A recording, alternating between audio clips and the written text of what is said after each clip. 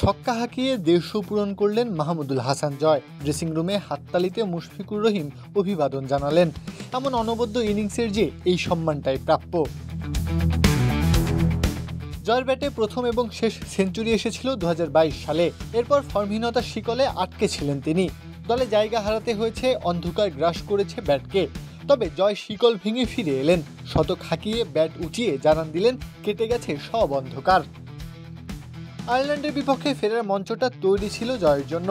Bat হাতে ভালো কিছুর আভাস ছিল শুরু থেকেই। ঘরোয়া ক্রিকেটে দুর্দান্ত ফর্মে থাকা জয়কে নিয়ে প্রত্যাশা একটু বেশি ছিল যে কোনো সময়ের তুলনায়। জয় সেই আস্থার প্রতিদান দিলেন। নরবরে ওপেনিং পজিশনে সাদমান ইসলামকে সাথে নিয়ে গড়লেন ১৬৮ রানের জুটি।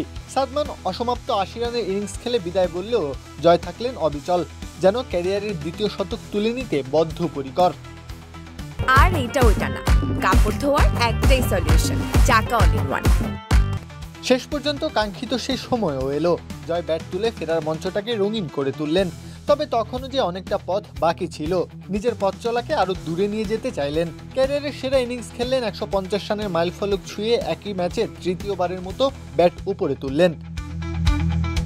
জয়ের ফেরার গল্পের ভূমিকা লেখা অবশ্য শুরু হয়েছিল NCL T20 থেকে। সেঞ্চুরি হাঁকিয়ে আত্মবিশ্বাস ফিরে পেয়েছিলেন। সেই আত্মবিশ্বাস পুঁজি করে ফার্স্ট ক্লাস ক্রিকেটে শতক হাঁকিয়েছিলেন চট্টগ্রামের হয়ে। উড়ন্ত সেই ফর্মটা আবারও তাকে ফিরিয়ে আনলো জাতীয় দলে। আর এরপরই জয়ের বাজিমাত। ঘরোয়া ক্রিকেটে ভালো করলেও আন্তর্জাতিক মঞ্চে এসে হোঁচট খাওয়া দেশের ক্রিকেটের দৈনন্দিন ঘটনা। জয় অবশ্য সেই পথে হাঁটলেন না, বরং স্রোতের বিপরীতে দাঁড়িয়ে লিখলেন অনবদ্য এক ইনিংসের গল্প। প্রত্যহ কাব্য, খেলা ৭১।